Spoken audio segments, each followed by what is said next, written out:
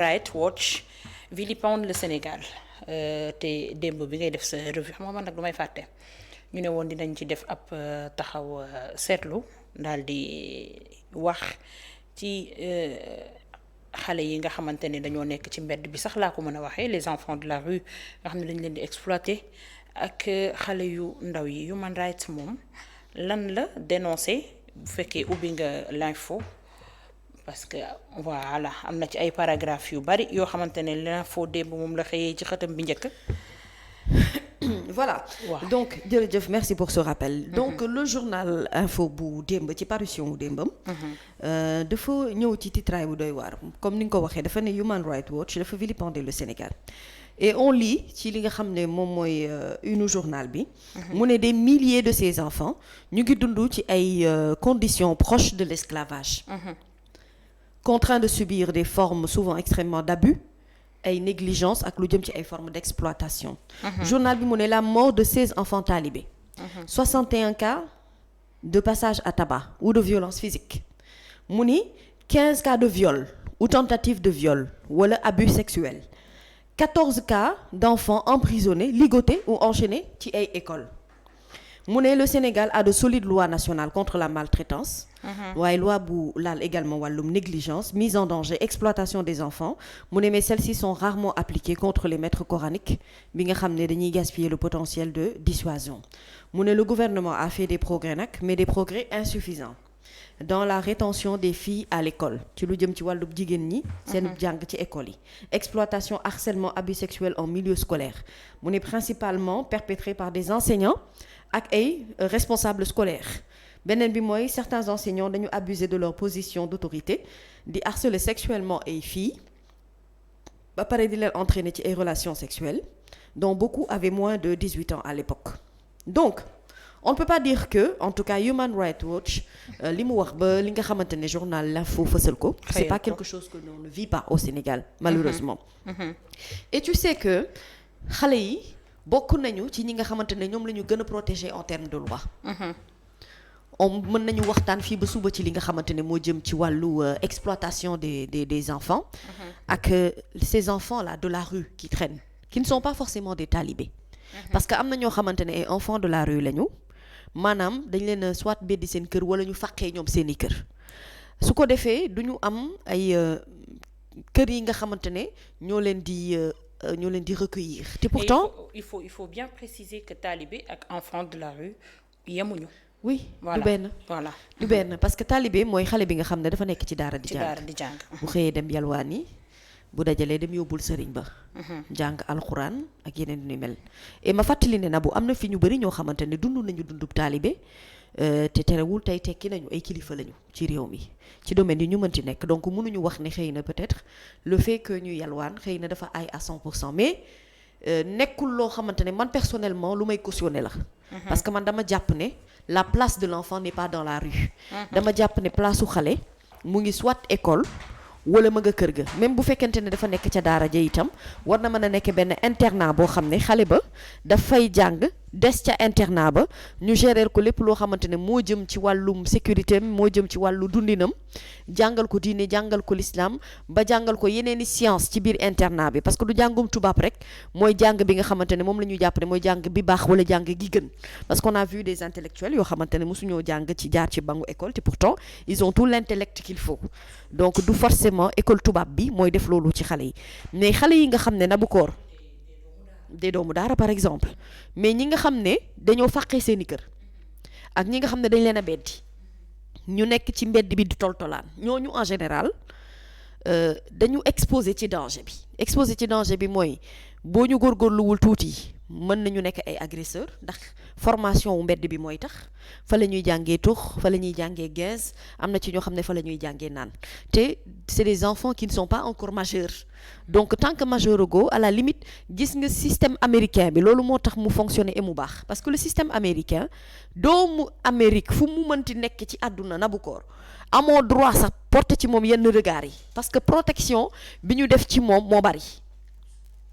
donc dinañu ko sàmm boo moytuwulee yow mii parent bi nga xam ne yaa jur sa doom sax maanaam état bi doole gi mu ci am yow mii waajur bi amee woo ko noonu ci en termes de surveillance en termes de xale bi ni muy dundee ñoom loolu yëpp dañu koy saytu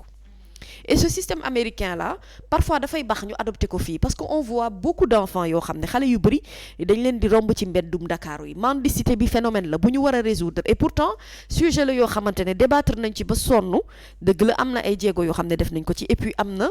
également ay centres yoo xamante ne dañ fiy def liggéey bu am solo yu mel ni ay centre Gindi nga xam ne li ñuy for ci ay xale bëri na centre yu mag a mag yoo xamante ne ñu ngi fii ak pouponnières yi nga xam ne ñoo fi nekk yëpp di liggéey pour des œuvres sociales man je me disais tout le temps bi may gën a nekk xale ne bu ma demoon ba yàlla may ma xéewal dinaa non seulement adopter ay xale yu bëri mais du ma seetaanati benn xale bu nekk ci mbedd bi mais loolu avant tout je pense que responsabilité état la et puis responsabilité parentale aussi parce que wax que ni la directrice de la protection de l'enfance moom actuellement dañ koy gis muy dem ci front yi comme jamono ji ñu toll ñu ci ëpp ci ay ministres dañ leen di yóbbu au front pour ñuy dem di tontonte ci wala ñuy wax ci loo xamante ne amaana soxalul li nga xamante ne loolu lañ leen dénk est-ce que gënul woon yenu maanaa ñu fësal projet yi nga xamante ne le président amoon na ko ci xale yi notamment li ñu waxoon 0 enfant dans la rue lan moo tax boobu ba tey defuñ ci ay jéego est-ce que gënul woon ñu teg foofu seen baaraam que ñu dem di tontante wala ñu leen di yóbbu au front pour notamment problème de politique politicienne wala lu jëm ci présidentielle 2024. Évidemment parce que je pense que déjà xam nga parfois tu n'as pas besoin sax ngay dem di tontonte ji pourquoi parce que li nga xamante ne moom ngay liggéey en termes de résultat dafa war a visible. Absolument mooy ne kenn ku ci nekk da nga ci war a teg sa bët ne moom kat jéego am na ci yi poñ mais am na ci ay poñ yu bëri yoo xam ne dafa sooxe. Absolument par exemple lu jëm ci wàllu scolarisation des filles am na lu bëri lu ñu ci liggéey mais après dafa am suivi. suivi bi mooy ñu fexe ba xale yi ñuy dugg école ñu des école mu bañ a nekk benn période boo xam ne dañu fay dugg di jàng bu ñu paree. seen jàng yàqu. ñu ci bëri ci ñoom grossesse day tax seen jàng yàqu parce que dañu am accompagnement bi nga xam ne moom la ñu soxla journal bi itam wax na ko ci lu jëm ci wàllu harcèlement des filles c'est un fait malheureusement on a vu fii plusieurs fois ay journaux relevés ay jigéen ñoo xamante ne dañ leen a engrossé à l'école wala ay jigéen yoo xamante ne xale lañu mais elles ont été victimes de viol yoo xamante ne soit seen morom moo leen koy def inconnu moo leen koy def wala ca milieu scolaire ba lay nekkee donc loolu itam ce sont des choses qui ne sont pas visibles xam nga parfois défendre l'indéfendable dafa xaw a metti tuuti parce que ay argument doo am foo ko teg en fait et kenn mënul wax ni la mendicité des enfants ce n'est pas une réalité ici c'est une réalité mais da ngay gis déjà yow ci yenn artère u ville de Dakar yi booy gis man sama yaram day daw et parfois à la limite je suis très peinée et très chagrinée na bu su may gis benn mag wala benn soxna boo xam ne dafay toog ci tali bi mais ay doomam lay yalwaane donc mu ngi toog mais xale yaa ngi ko wër ci xale yoo xamante ne heure bi amaana waroon na leen fekk ci leneen jàngi wuñu wala xale yi nga xamante ne dañ leen di jox glacière ndox yi ñuy dem di jaayi ndox ci ñoo xam ne école la ñu war a nekk et puis dans tout cela également na buñ ci fàtte également xale yi nga xam ne dañu nekk ci âge mineur ba pare di liggéey alors que amaguñu at di ngeen leen permettre pour ñu mën a liggéey loolu itam forme d'exploitation la parce que des enfants qui ne sont pas mineurs mënuñu leen defloo yenn travaux forcés yi wala di leen defloo yenn liggéey yi parce que dañ leen di teel a jàngal wutum xaalis ci loo xam ne waraguñu toll foofu man j'aurais préféré nga dugal xale ba ci internat mu jàngi parce que kooku bu boobaa dana am prise en charge xëy na am na lu bëri dina la wàcc yow te yow waajur bi di nga mën itam di dem di sànni sa gët di xool sa doom naka la toogee naka lay évoluer mais même ñun en fait suñu ay école moderne dañu fay dugal suñu ay doom mais rarement ngay gis parent boo xam ne day dem di xooli xale ba nan la fa toogee ndax mu ngi jàng bu baax ndax elle a de bons rapports avec ses professeurs comment est-ce qu'elle évolue à l'école c'est des choses yoo xamante ne c'est pas que parfois bañuñu ko sax mais léeg-léeg jot bi moo ko dul may waajur yi ndax kenn ku ci nekk yaa ngi daw di wuti booy daw di wuti nag ba xaw a sàggane sa njaboot boo moytuwulee lu bëri lu mel ni dana ci am te responsabilité état nabu également mooy ñu protéger xale yi tout tànk yi góor comme jigéen ci at bu ñu mënti tollu place am nekkul ci mbedd bi bu nekkee ci école bi dañ ko war a protéger parce que ces enfants dañ leen a régir par des droits de l'homme des droits yoo xamante ne ñoom ñoo ko moomal seen bopp te droits yooyu dañ ko war a respecter il y a aussi la responsabilité des droits de l'hommiste oui surtout et de toutes ces des organisations internationales comme UNICEF et autres qui abattent un très très gros travail ci li nga xam ne moom moo jëm ci wàllu dundinu xale yi mais dafa des ci lu bari ñu war ci gën a concentrer ay effort parce que pour man c'est scandaleux ñuy génnee par exemple li nga xamante ne moom mooy exploitation des enfants talibés et des jeunes filles Human Rights Watch li mu ci wax ba vilipender ci Sénégal c'est pas une très très belle image malheureusement pour ce pays et moi personnellement je pense que toi aussi ak ñi ñiy seetaan ñëpp toutes ces personnes qui sont épris de justice mënuñu cautionner le fait que xale yi malheureusement ñuy dund forme d'injustice bu ni mel di dund forme d'exploitation yu ni mel et puis également ñu bañ leen soit scolariser ci ñi nga xamante ne mérité nañu scolarisation bi wala bu dee ci njàngum daara bi ñu organiser ko de telle sorte que seen protection dañ koy mën a assurer à 100%. Merci beaucoup merci ma grande ci taxaw seetlu bi ci enquête bi nga xamante ne Human Rights Watch def na ko ci xale yi nga xamante ne ñoo nekk ci mbedd mi ak xale yu jigéen ñu ndawaan yi